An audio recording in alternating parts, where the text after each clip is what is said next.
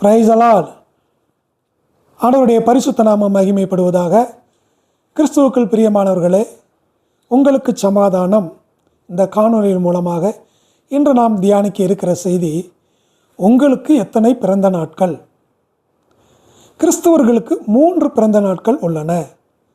முதல் பிறந்த நாள் இந்த பூமியிலே தாயின் கர்ப்பத்திலிருந்து சரீரப்பிரகாரமாக பிறக்கக்கூடிய நாள். இது முதல் பிறந்த நாள். கர்த்தராகிய இயேசு கிறிஸ்துவும் இந்த பூமியிலே வானத்திலிருந்து மனிதனாக ஒரு நாள் அவதரித்தார். லூக்கா 2ஆம் அதிகாரத்தில் இதை வாசிக்கிறோம். கிறிஸ்தவர்களுக்கு 2ஆம் பிறந்த நாள் என்று ஒன்று உள்ளது. அது என்ன என்றால், ஞானஸ்நானம் எடுக்கிற நாள் 2ஆம் பிறந்த நாள். ஞானம் என்றால் கர்த்தராகிய இயேசு கிறிஸ்தை அறிவது. கர்த்தரை அறிவதே ஞானத்தின் ஆரம்பம். நீதிமொழிகள் 9:10.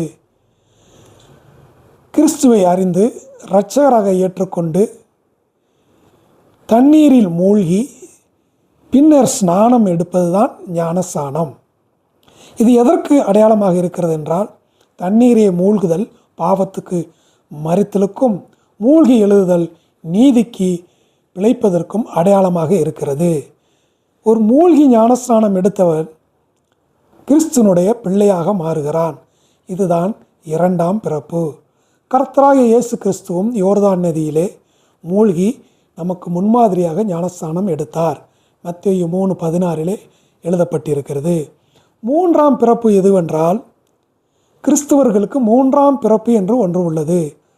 கர்த்தராகிய இயேசு கிறிஸ்து 33 ஆண்டுகள் இந்த பூமியிலே மனிதனாக வாழ்ந்து சுவிசேஷங்களை அறிவித்து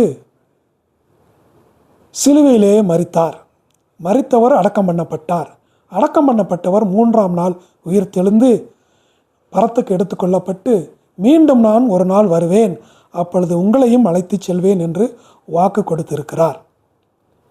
அவர் திரும்ப வரும்பொழுது கர்த்தருக்குள் மரித்தவர்கள் எல்லோரும் அல்ல, கர்த்தருக்குள் மரித்தவர்கள் முதலில் உயிர் பெற்று எழுந்திருப்பார்கள். பின்னர் உயிரோடு இருக்கிற நாமும் அவரோடு பரத்துக்கு எடுத்துக்கொள்ளப்படுவோம். இது 3ஆம் பிறப்பு. இது 1 தெசலோனிக்கேயர் 4ஆம் அதிகாரம் 16-17 எழுதப்பட்டிருக்கிறது. 2 பிறப்புகள் முடிந்துவிட்டது. இந்த 3ஆம் பிறப்பை எதிர்நோக்கி காத்து கொண்டிருக்கிறோம். நீங்களும் இதற்கு ஆயத்தமா? நீங்கள் இந்த காணொளியை சப்ஸ்கிரைப் செய்யுங்கள். கர்த்தர் தாமே ஆசீர்வதிப்பாராக. ஆமேன். அல்லேலூயா.